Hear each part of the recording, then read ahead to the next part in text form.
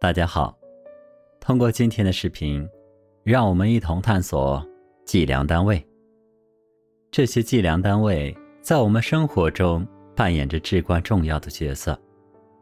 无论是衡量长度、质量、体积还是面积，这些单位都帮助我们更清晰地理解和描述我们周围的世界。长度，米是基本的长度单位，通常用于衡量较大的距离，比如房屋的尺寸或运动的距离。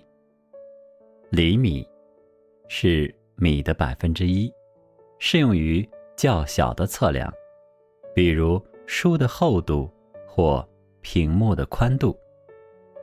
毫米是厘米的1/10，常用于更精细的测量，比如纸张的厚度或细小零件的尺寸。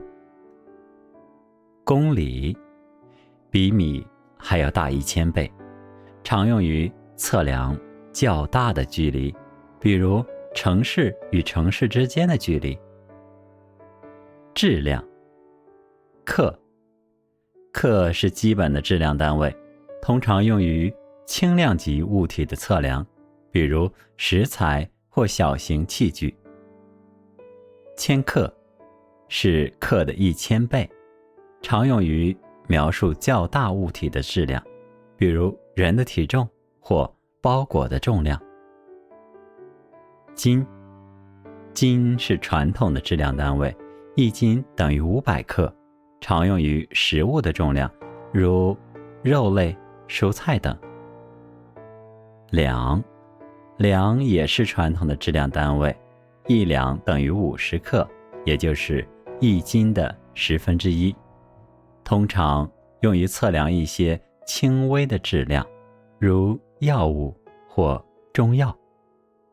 体积，升是基本的体积单位，通常用于液体的容量测量，如饮料瓶中的容量。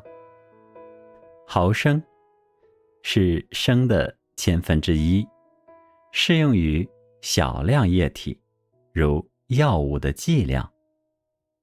立方米是比较大的面积单位，用于大型空间，比如集装箱的容量。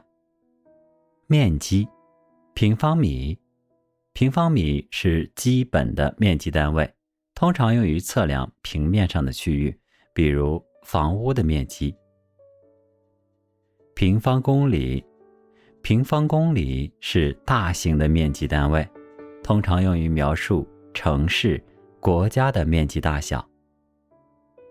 这些计量单位是我们生活中不可或缺的工具，帮助我们精确测量和描述各种事物。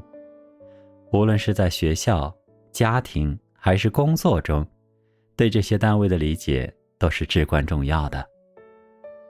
好的，本期视频就到这里，大家可以在 Shorts 里面找到相关的练习。谢谢，再见。